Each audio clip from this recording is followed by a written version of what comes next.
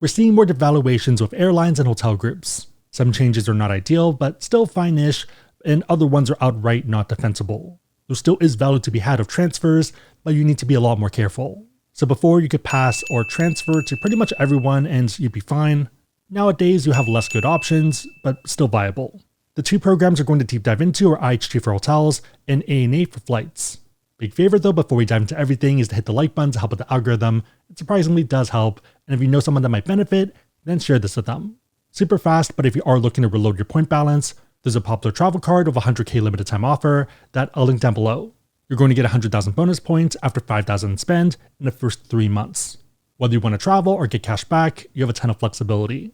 So for cash back, you're getting 1 cent per point, so 100k points is 1,000 in value. For travel via their portal, it's 1.25 cents per point, so 1,250 in value. And then for transfer partners, the better ones, the ones that we're not covering today, you're targeting about 2 cents per point, so 2,000 in value as the target. For hotels, your best bet is Hyatt, and it's pretty solid for cities, tropical destinations, or ski season. IHG that we'll talk about later is a lot worse now, so I would avoid that one. For flights, I really like Virgin Atlantic, and we've been to Japan 4 times in the last 16 months, so maybe a bit biased there. But yeah, ANA First and Business are both solid and good choices, and good redemptions. I'm more than happy to pay 52.5k for business per way from the West Coast, so 105k for round-trip business class. 11-hour flight give or take, and pretty good hard product. This card does have a $95 annual fee, but you also have a $50 credit for hotel bookings via their travel portal. You also have a lot of optionality for year 2, whether that's upgrading to the premium card or downgrading to no annual fee one. If you're debating it or if you're on the fence, I'd recommend running the numbers. We do have a calculator that I'll link to down below. The math has to math, but you're probably fine if you can hit the intro bonus. On that note, if you want to learn about this card or pretty much any other card out there and you want to support the channel, we have links down below and also on the website, AskSebby.com. Make sure the links are competitive, that they make sense for you, but otherwise, it is a huge way to support the channel, so thank you in advance. Speaking of ANA, that's going to be the first program we'll look at. So they are making a bunch of changes, and it's a mixed bag. Changes come into effect June 24th, 2025, so if you do want to book with the old rates or the old program, then you can do it before then, and then the new stuff is going to be afterwards. Also a reminder that these changes are just for their program and not other programs that can book ANA flights. So for example, this has no impact on Virgin Atlantic's award chart, and that's going to be fine for now. Also no impact on other programs like United, which still kind of makes sense and have their own pricing as well. As of filming, ANA has 2 transfer partners, American Express and Bonvoy. Bonvoy transfers typically don't make sense unless you need to top off, and even then it's a bit tough, so I would kind of ignore that one. It is one of the better Amex transfers though, since they're the only major bank with it, and it's really helpful for better availability. The good news is that starting June 24th, 2025, you can finally book one-way award flights. In the past, you could only book these as round trip. Round trip was a bit tougher because you had to find space for both sides of it rather than just one way.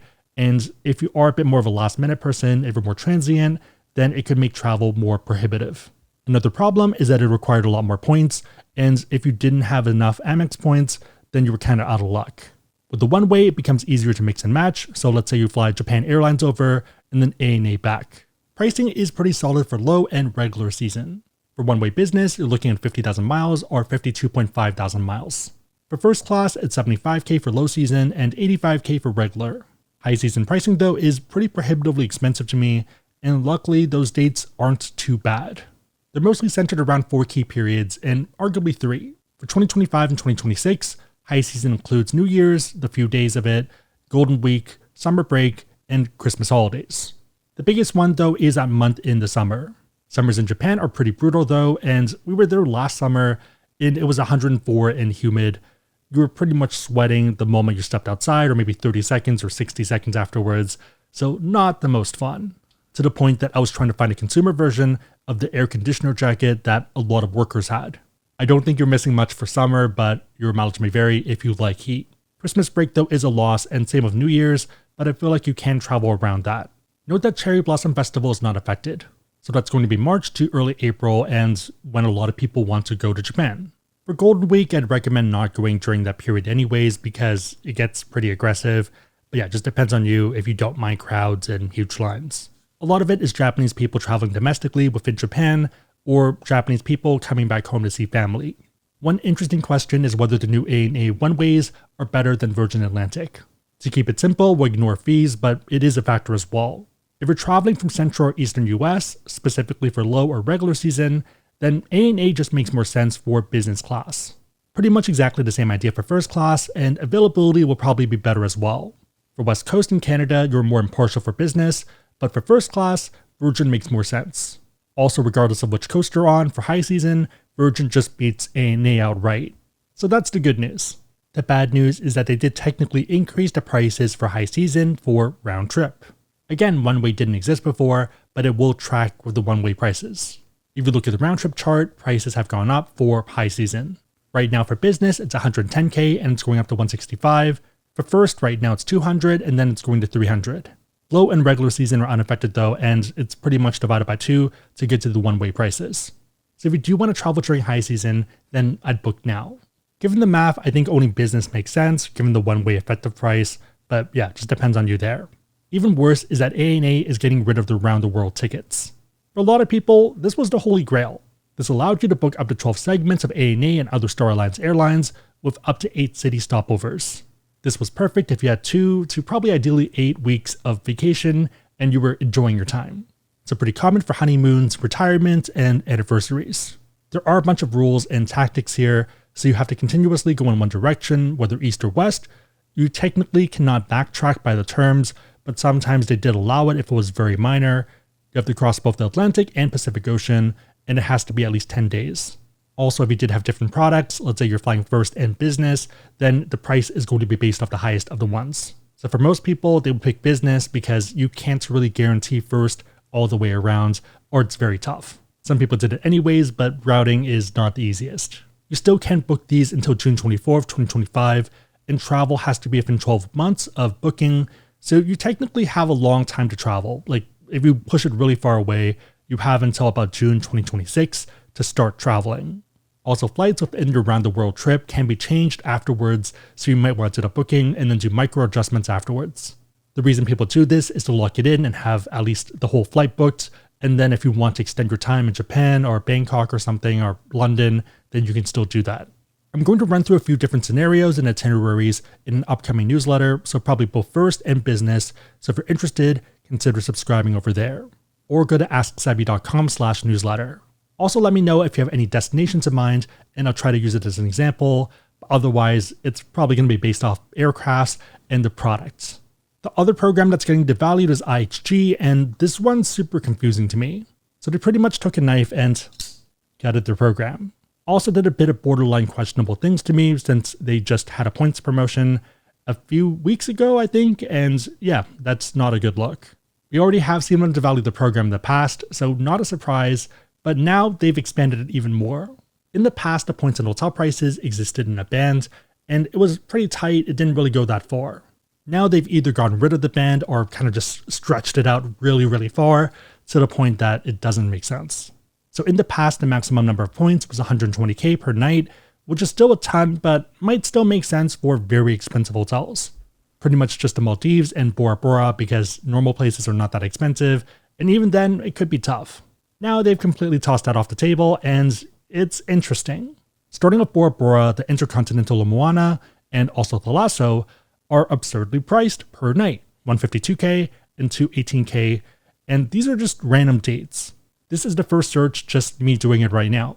I have been to La Moana in the past for I think either 70K or 80K points per night, and it's fine, but definitely not the nicest option, and definitely not 152K points per night worth. Retail here is about $979, which is kind of a bit rippy to me, but yeah, I'd say it's a $500 hotel. Unless they've done some renovations I've missed out on in the past few years. There are transfer bonuses that can help, but it's still a ton of points. Doing the math there, that's about 85,000 bank points in order to make it work. I think I'd rather have 2 nights at the best Hyatts rather than 1 night at a good but not great IHG. For Thalasso, 218K is insane. We've also been here, but yeah, it's not worth 218K. Even with the bonus, it's 122K, which is way too many points. The insane thing too is that retail is only 1100, so you could technically cash out your points for 1200 and be better off. Also, mind you, this is the best case with a great promotion. Without it, it'd be untenable. Looking for a city option, we have Houston. For these random dates, you're looking at $261 for a Holiday Inn. Using points, it's $39,000, and you could also use a free night award here, so that's probably what I would do if I had to stay here. So in that case, their financial products might still make sense, given free night awards and stuff, but transfers don't. Looking at the Maltese for fun, we have the Holiday Inn and Six Senses. We actually have been to this Holiday Inn before. It's fine. I think we paid 40,000 points or 35,000 points-ish. It was fine, not bad for what it was. Out of pocket, it's about 300 something, which does track, and yeah, it's kind of within the range. For Six Senses, 219k for 1300 just doesn't really work. It feels like they are trying to set that 0.5 cents per point target, at least internally. Main takeaway, they used to be a lot better, and I think their financial products can still make sense for the free night award, but other than that, their program's kind of in the gutter. We'll probably keep it for that free night award, but we don't really use the financial products because for our circumstance and what we're optimizing for, it just doesn't really make sense. But yeah, more than happy to use a certificate for a night that would otherwise cost 200, especially for a hotel that we want to review anyways. Again, if you want to learn about cards, we have links down below and also on the website, AskSebby.com. If you made it to this point, leave a duck emoji in the comments down below and I'll try to heart it and also respond. A duck because I don't know what IHG is doing and I'm very confused. Out of curiosity, what are your favorite transfer partners that you like for value? Which are ones that you find are okay that you kind of sometimes use if needed? And which ones do you absolutely hate? Let me know, everyone else know, and probably them know in the comments down below. Big favorite thumbs up, consider subscribing, but otherwise hope you liked it. See you next time. Bye!